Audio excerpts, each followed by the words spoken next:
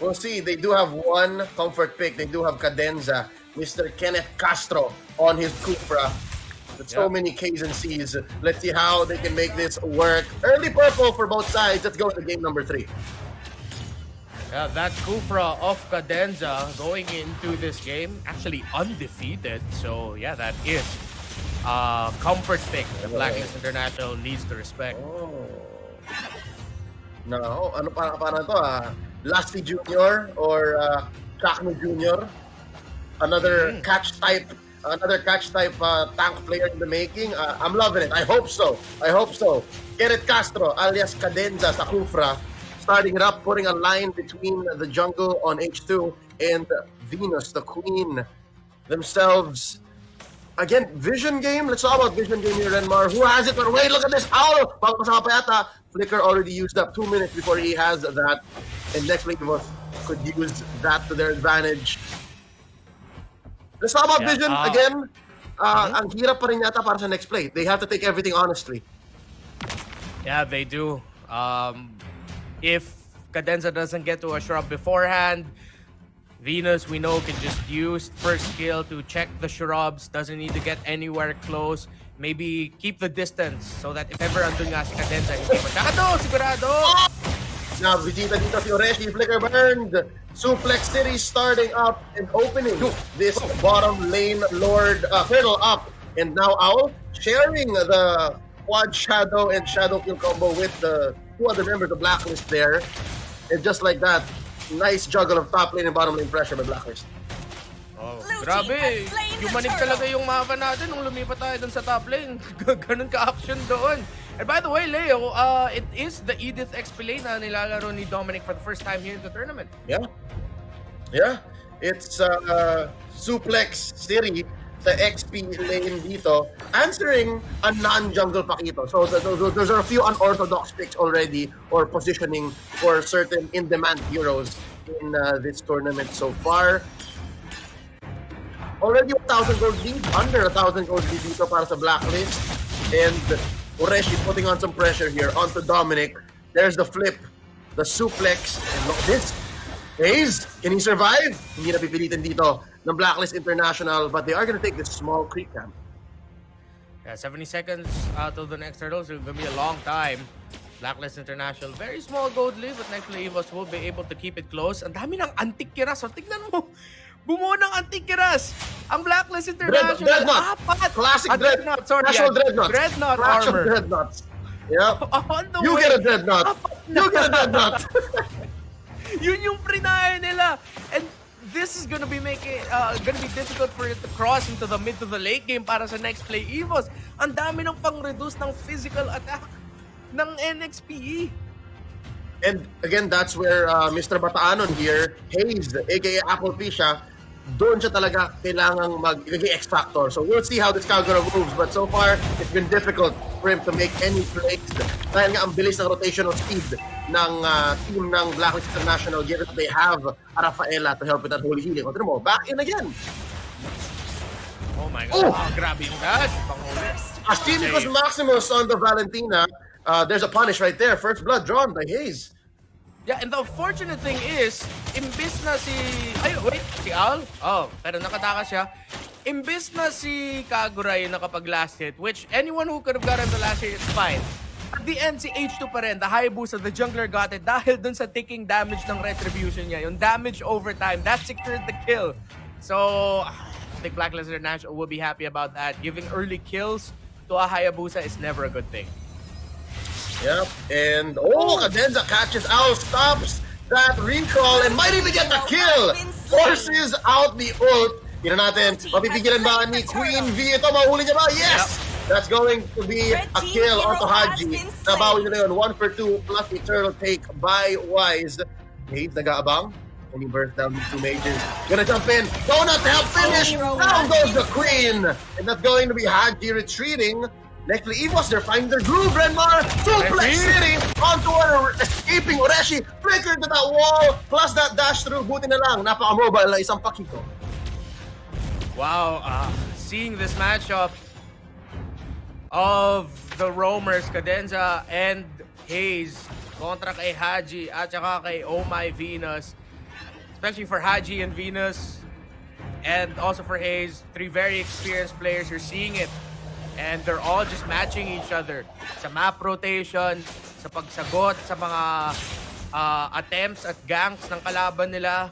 Owl, the fact that Cadenza was able to pressure him down, but then the response of BLACKLIST to go for it. Watch Might see out. another one here. That's a 4v3 situation up top. Habol si Hayes. And again, vision, rotation speed, BLACKLIST has it in spades. But so far, NXPE was given this kill lead, have found their windows. Right now, kumukuha sila for a 40-second turtle. Cadenza still standing up there. Oh, papasukin siya ni Kumay Venus. Hello, spotted out. Villa Luna pushing away the tank. And Owl. Owl has done so well to survive, given how many times NXPE was sent people to try and kill this Brody. He only has 1 death. But the pressure is slowly showing. Slowly, nahihirapan na. Si Owl dito could not get a stun on the donut. Yeah. Kaya na-force yung 3-man rotation doon, or 2-man rotation for BLACKLIST International para matulungan si Owl. It's gonna be the roamer and the gold laners together in one lane. So next play, Evos, naamoy nila. Ang bottom lane mukhang bukas for a gap. Duplex sitting here, starting it up. In comes Wise. Owl gonna go down first. Off-camera kill. Mapapush ni Donut yon. Villa Luna for about half health. Cannot be finished off by Cadenza. But still 100% turtle take rate dito para sa BLACKLIST International. H2 not gonna force it. A longer retreat. Blue team has slain the turtle. Turtle goes to BLACKLIST International. NXPE, it really looked like they could have taken down Dominic. But then it was BLACKLIST International. Nako-rotate sila sa tamang oras at nahuli nila ang Pakito. Next play, Evos. And with all those stacking together, the fact that the Pakito went down, not enough. Meron pang umiikot galing sa next play, Evos in the top lane. Of course, nabasag nila yung Torres sa top lane. It was an open turtle para sa BLACKLIST. So far, last turtle na yon, it's gonna turn into a Lord now, about a minute and a half away. Donut picking up here the Berserker's Fury. It's a good game for Donut, gotta say. Ang ganda ng recovery ng batang ito coming in from difficult 2 games so far in the series. In control ang Clint. Yeah. And the thing is, though, for the lineup for next play Evos, they really have to give a lot of space for this Clint. There'll be a lot of trades na mangyayari every team fight. But if next play Evos can just keep their gold laner safe, their Clint safe, para makapag-free hit sa backline, they'll be able to do just that. But Cadenza, kailangan niya hanapin talaga si Wise, because Wise will be doing everything he can to get to the backline para mahuli si Donut. And once he does get a bead on the Clint, yun, okay na. Pero so far, NXPE was doing great to protect this Clint. And minsan lumalamang sila. Again, very small lead. Wait lang, H2. Mag-isa dito. Si Wise, kasama na siya ni Dominic. Gonna help clear this wave. Bottom lane. That's a corner part memory. Onto Cadenza. That's a few stacks. Pero wait lang, hindi pa tapos. Flame shot. Simulan na dito ni Hayes. That's gonna be a concealed play by Cadenza. No targets to be found. Bouncing ball out. It's gonna be one of those games where one big play, isang malaking team fight, could determine who will control up to the late game. First Lord has spawned. And now, NXPE, BLACKLIST, a very, very close game. BLACKLIST, hinahanap pa rin nila yung opening nila para makabasag ng Torre. Even if Donut had a good game, Owl, despite the 2 early deaths, BLACKLIST ginagawa nila lahat para makahabol yung Brody nila sa farm, which they will need at this point. Again, next play was having a very melee, heavy lineup. Mas maganda yung mga torn apart memory, pero kailangan i-time well yung paglagay ng stack. And that's Owl putting some on, starting it early. Another push by next play Evos, and a failed engage, cannot be able to kill Oreshi. Did I speak too soon? Hayes putting up the boundary, protecting his XP laner. Ang ganda na push sa baba. That's going to be a suplex plus an ult here by Dominic. Mapapatay niya ba si Cadenza? Here we go. Flicker use already. Pero niya pa rin. And another flicker in plus a suplex. Cannot finish the job. Cannot take down Donut. Dominic, your sacrifice is appreciated. BLACKLIST International securing the Lord, trading out their XP laners live. Has been destroyed. That was just wild by Dominic. Flicker, Cyclone Eye para makakonect yung second skill throw Red niya. team hero What a has play, been but slain. definitely, napatumban ni Owl si Oreshi. Blacklist International with the Lord. Wow, NXPE have Man. defended. Ang ginawa ni Dominic parang 10-hit combo. Ang dami yung ginawa, ang dami yung kinain. Sunod-sunod. Yung ulti, yung range para ma-burst yung Kufra, tapos balik sa kay Phylax. Oh, look at this. Did they try to bait it out? Might have been too much. Gil card, oh my Venus. team hero Trying to fake out has one. been slain. Wise finally shut down Red Donut, team but it's a hero trade. has- Red team Three-man hero collapse has yata been yun. Hayes slain. goes down to Owl. That's gonna be a 2-for-1 trade Red team plus a turret has turtle. been destroyed. Oh, and a turret. I'm sorry. No more turtles in this game. That is a great trade for Blacklist International. Quad Shadow, Shadow Kill. Red team Combo hero taken has in, but been Haji slain. still gets Gunpulse along the down. Aslan, onto Oreshi. Babagsak itong pakito na to. That's a knockout. 4-for-1 in the long run. Blacklist International back in the driver's seat. Nakakapag-trade ang next play Evos. Nakakapag-trade sila sa kills. The gold is very close. In terms of the item builds, the jungler is Red not team too far turret from has each been other. Malapit destroyed. lang yung farm nila Wise at H2. But right now, NXP Evos are just getting outplayed by Blacklist International. Wala na yung Torres sa gitna. At mas mahirapan na ang NXP Evos dito kasi baka may chance na ang Blacklist International pumasok sa jungle nila, supresahin sila. They might be contesting this purple buff Red of team H2 turret has been a little bit more. destroyed. Let's see. Another deep cut here in real time, by the way. Instant replay, nagpe-play yung magandang trade ng Blacklist International. But in real time, medyo mas may confidence ang Blacklist. Medyo ayaw na lang ulit pilitin ang next play Evos into these less than favorable situations. Again, because of just the nature of their build, their composition here. So far, 37k to 34, 3k gold lead in 12 minutes, 30 seconds to the next Lord.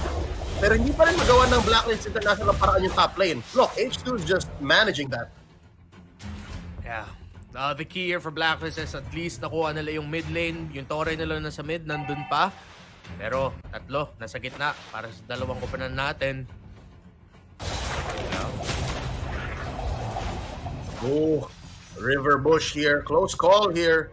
Kung nandun lang siguro yung Edith, kung nandun si Dominic, could have been a great engagement. Pero nakaman-man defense Koresh doon. Now rotating up into mid lane. Blacklist National has Lord priority. Baka ulitin ni Dominic yun, yung 10-hit combo niya to sacrifice himself for this Luminous Lord. Could be worth it still. He did it once kanina. Ngayon, worth it pa rin yun, Dominic. Wow, look. A beacon. Threat magnet. Next play Evos. They sent Oreshi to the bottom lane.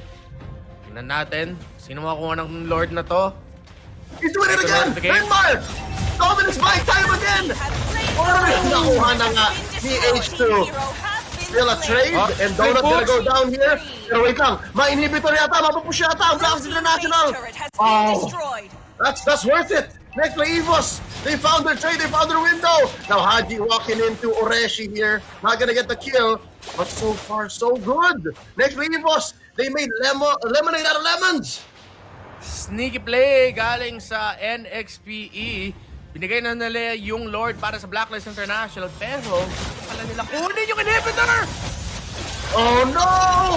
That's Owl taken down by Oreshi. Mabubuhay pa ba si Hayes? The answer is yes. Oh, that's going to be the Kagura still standing. Oreshi inahabol dito. Not for long. Haji traded out. 1-4-1. Lord still standing. There's a nice wave going up top. Bottom lane, mapupush yan itong manage ni Dominic. And so far, we're at parity one more time. Not close yung gap. Next play Evo's only behind about 2k. Yeah, evening things out. Na-pick off nila si Al. And they were able to next play Evos na suppress nila ang Blacklist International sa mid lane. Pero mukhang Blacklist makakakuha pa ng Torre dun sa taas. So clean up crew. This is just Blacklist doing housekeeping, no? Pati bottom lane yata. Unless H2 can say something about it. Nope, too late. Could be the wraparound. Look at this. Oh, naspatan siya. And that's gonna be the knock-up here in the bottom lane. Quad Shadow out. Na nakawa siya ng purple. Wow! Ang bilis. Plowing through the jungle. Blacklist International. Yeah, and this is what we were saying earlier. They want to take away that purple buff for H2. Sabihin ko lang for a moment there, nung nag-dash si Dominic, kala ko yung sa sobrang layo na napuntahan ni Ace. So, akala ko nabato pala ni Dominic. Hindi pala shadow clone yung nag-teleport lang siya sa shadow clone niya. Pero mukhang binato ni Dominic sa sobrang layo. Ibang klase suplex. Approach na yun eh. Yeah, pero let's talk about how H2 again still has a solid placing despite this difficult situation. His Hayabusa is doing its best. 3-1 and 2. Now look at the items. He's one more away from a full arsenal. Yeah, it's not a kill-heavy game. Both teams really, lahat ng focus nila on the objectives. He already has the Blade of Despair on the way to the last item, almost fully built. Same thing goes for Wise. And now Blacklist trying to consider din yung next play tactic talaga na split push. Oy, conceal play? Oh no. That's going to be an engagement they not need force. They're gonna walk into Cadenza. Oh, stretching. Sino mahuli dito? Ni Kenneth Castro. No one. That's a false engage. Neither team was in favor there. Okay na rin yun for both teams. Alam nila, may Lord mag-spawn and it is up again. I love the adjustment of the respawn timer of Lord. Parang bumilis talaga yung laro. Alright, yep, Ureshi. 8 minutes in. Oh, here we go. That's the Holy Baptism put onto Ureshi. And that's a lot. He put on stacks by Owl. Taking down the Paquito. Down for the count. H2O. Is he gonna fall? Owl gets a double. This Brody is insane. 5, 3, and 4. Parang hindi siya nahirapan sa early game dito rin, Mar. Could it be a steal by Cadenza? Yes! Kenneth Castro! Kenneth Castro! Nanakaw pa yung Lord! This Cupra is on another level! Malalasti mo magnakaw! Dapat ano na yun? Dapat magandang start na yun para sa Blacklist International. 2 kills dun sa bottom lane. Or actually, I think it could have been 3 kills at the bottom lane. They already had the Lord, pero si Cadenza hindi bumitaw sa Lord. Makiklear lang to ng Blacklist International though. Pero, tignan mo yung wave states, Leo. So many waves getting close to the base of NXPE. Renmar, hindi lang si H-Tong may lahi. If you know, you know. Si Cadenza, binigyan niya rin, tinuruan niya ng jutsu. What? Oh man, feeling ko yun nga yung taking damage ng Cursed Helm niya eh. Yes, or also could have been concussive blast. Or a basic attack. Baka. I don't know. Oh. Ang lupit Wow. nun, Cadenza, iba that single-handedly put NXPE back in a way where they can defend. Honestly, butas dapat yung bottom lane nila, pero dahil nanakaw ni Cadenza, nahirapan panalo, nag-buy time para pigilan yung Blacklist. Amazing. Feeling ko yung Blacklist kung nakuha nila yung Lord dun, kalbo na yung base dito ng next play Evos. Wala na inhibitor turret dyan. And because of that Lord steal, it was saved for NXPE. But don't get us wrong, Blacklist International, komportable pa sila sa control nila sa mapa. It's a 4K gold lead. It's a 1-item lead. Conceal movement, but NXPE, they're being careful. But no! Oh! There's a flicker in. Misses the Holy Baptism. Cadenza gonna go for the counter initiation stretching. Cancel muna. Goes for a conceal play himself. And they disengage. So bilangan tayo. Bilangan ng battle spell. Bilangan ng skill. And so far, no one is committing just yet. I love the discipline both of these two teams are showing. Naghihintay talaga sila ng opening na mahanap nila. And now with this Lord up here, both teams right now, titignan lang talaga nila yung mga minion waves, shove something, maybe force one out. And looks like that's the plan for next play Evos, pero makita to ni Dominic. And Dominic still playing the odd man role. Siya ang nagbabay time, siya ang nagdi-distract. And look at this, papasukin siya ni Del Rosario. This is very dangerous for this Karina. But the rest of next play Evos disengaging. It seems like they have a plan. Mapapahabol ba sila? There's the suplex. There's the knockup. Pero na-dash out, na-flickeran out ni Ureshi. And they're still continuing. Oh no, Dominant looking low. And they disengage. Maghahabulan sila. Parang Tom and Jerry. The NXPE. Good call to back off there. Kung nag-engage dun sila, hirap pa manalo sa scenario na yon. You have members of Blacklist International coming from everywhere. Actually, si Haji took the long way around. Parang pangatlo, pang-apat na beses ko na nakita yun na tatakbo ang NXPE and Haji will always be the one to try and cover the escape route. Yeah. And right now, they may have found the B down to H2. Can't finish the job. That's going to be H2 retreating. And ngayon, bilang nila na malayo. John Paul Salonga. Tatlo dito. Masa-duplex ang isa. There's a knock-up as well. Cadenza not gonna be long for this world. Immortality pop. Tapos ba nila? The answer is yes. Owl gets the finish onto the Kufra. Kulang yata sila dito ng contest power. Pero wait lang, may masasabi pa yata dito. PH2. John Paul Salonga. Go for the steal. Hindi mo ulit. Not twice. Immortality pop here on a 2-wise. There's gonna be 2 kills down for the side of Blacklist International. Mabubuhay pa retreat. Sabi ni Oh My Venus, Owl and P the only ones left. There is a Lord. It looks like it's deja vu pero baliktad. Next naman ang nasa loob ng base ngayon ng Blacklist.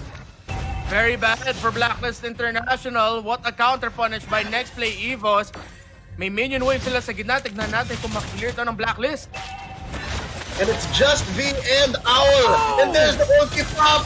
And that's the immortality as well. Could this be the wipeout shadow kill? Ladies and gentlemen, next Evos is on the board. We're looking at a score of 2-1.